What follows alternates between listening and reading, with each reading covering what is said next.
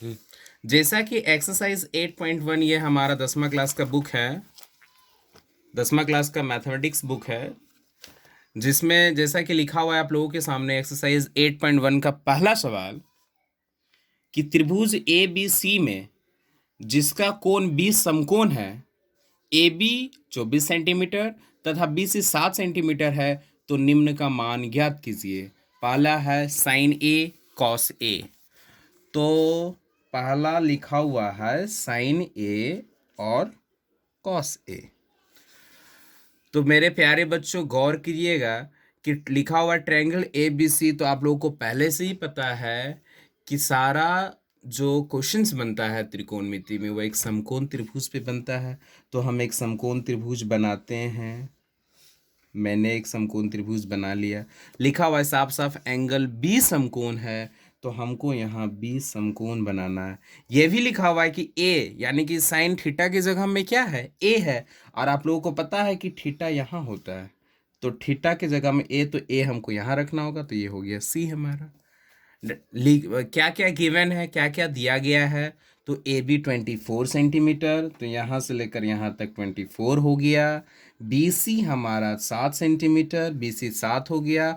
आप लोगों को पहले भी मैंने बताया है कि ये जो खड़ी रेखा जो होती है परपेंडिकुलर होती है, यानी कि P का वैल्यू 7, B का वैल्यू 24, H का वैल्यू हमको नहीं पता, हमको निकालना होगा। तो लिखेंगे सबसे पहले हल, लिखेंगे ट्रायंगल ए बी सी में पाइथागोरस प्रमेय से,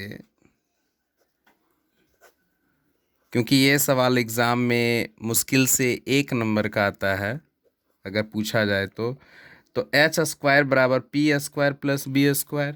तो डैट मीन्स इसलिए H is equal to P square root under P square plus B square. तो H is equal to P का वैल्यू मेरा कितना है 7, तो 7 का स्क्वायर, और बी का वैल्यू मेरा कितना है 24, 24 का स्क्वायर करेंगे। तो एच इज इक्वल टू 7 का स्क्वायर 49 और 24 का स्क्वायर 576। आप लोगों को पता होगा स्क्वायर। तो h इज इक्वल टू जो ऐड करेंगे तो 625। तो h का वैल्यू मेरा कितना हो गया मेरे प्यारे बच्चों 25। आप लोगों को यहाँ तक जानकारी के लिए मैं बता दूं कि जब रूट तोड़ा जाता है तो यह प्लस माइनस में टूटता है, लेकिन हम जनरली वैल्यू प्लस वाला लेते हैं, माइनस वाला नहीं लेते हैं। ये भी बच्चों को याद रखना है।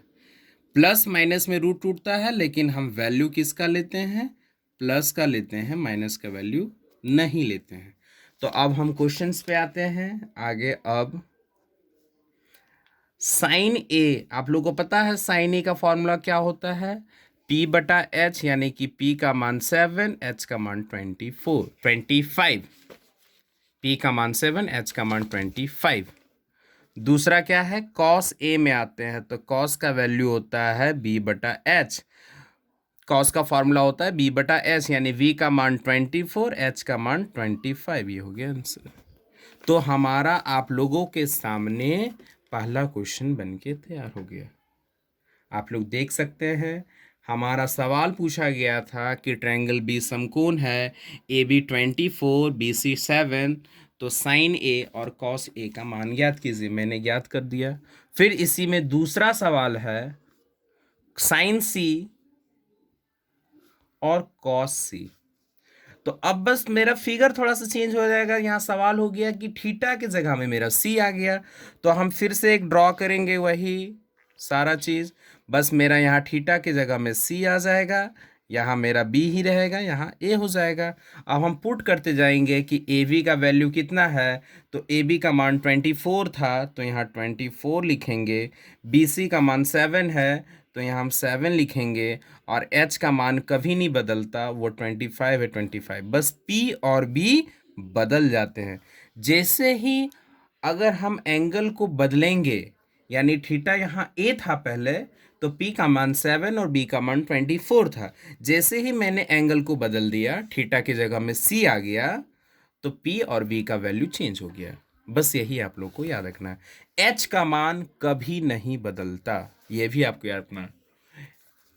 अब चलो, तो साइन सी यानी P बटा एच, तो P का वैल्यू यहाँ 24 हो गया, H का मान 25, ये आंसर।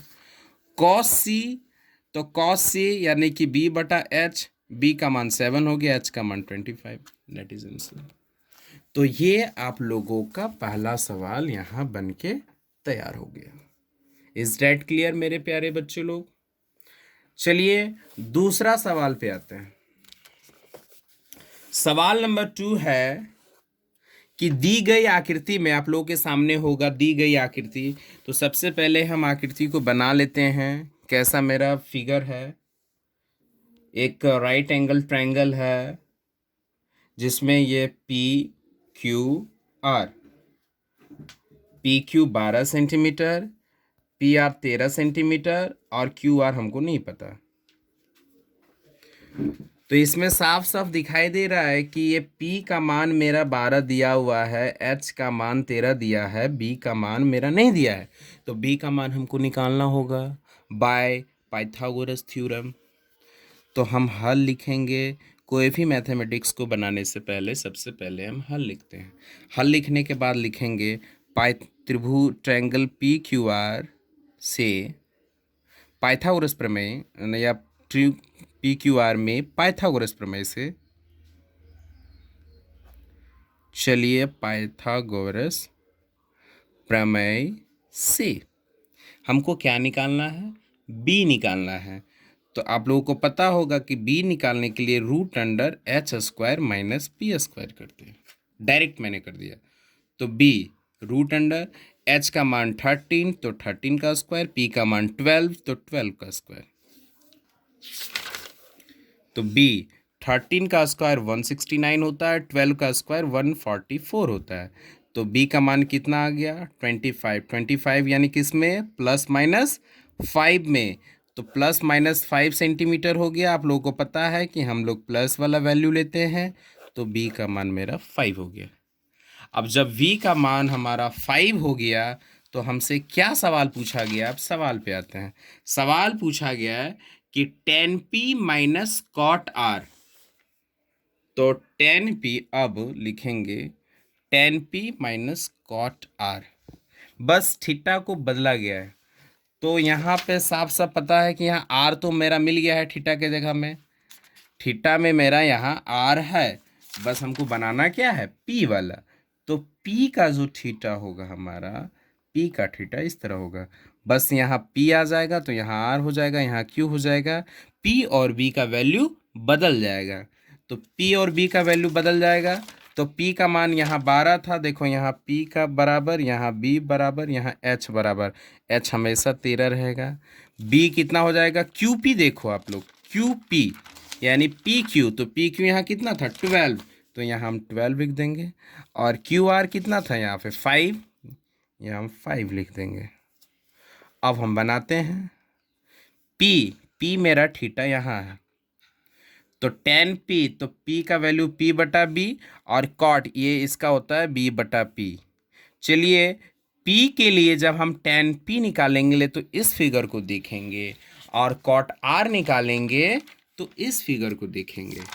तो tan P का वैल्यू तो P बटा B, यानी P कितना है हमारा? 5, 5 बटा 12। अब कॉट R में आ जाओ तो R में कितना है? यहाँ पे 5 निकला है, B का मान 5 मैंने निकाला है। तो 5 बटा 12। तो ये भी प्लस ये माइनस कट गया, तो हमारा वैल्यू आंसर क्या आया? 0। तो इस तरह से हमारा दूसरा सवाल भी कंप्लीट हो गया। थोड़ा सा देख लो, आंसर क्या आया हमारा? 0। तो ये तुम्हारा त्रिकोणमिति का हमारा 2 सवाल कंप्लीट हो गया।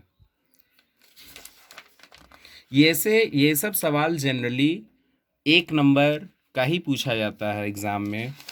तो इतना लॉन्ग ना बना के आप लोग शॉर्ट में भी कहीं कहीं कोई स्टेप आप छोड़ सकते हैं। अगर जो बच्चे तेज़ बच्चे हैं तो 1-2 स्टेप आप जंप कर सकते हैं, क्योंकि ये ज़्यादा लॉन्ग टाइप क्वेश्चंस नहीं है, शॉर्ट आंसर टाइप क्वेश्चन है। आपको ध्यान से पढ़ना है। और मुझे आपसे रिक्वेस्ट है कि मेरे इस वीडियो को अंत तक ज़रूर देखें। अगर आपको कुछ प्रॉफिट हुआ हो इस वीडियो से तो इसको शेयर, लाइक और मेरे चैनल को सब्सक्राइब ज़रूर करें। मेरे चैनल का नाम है बबलू ऑनलाइन स्टडीज़। बहुत बहुत धन्यवाद मेरे प्यारे बच्चों लोग। जय हिंद।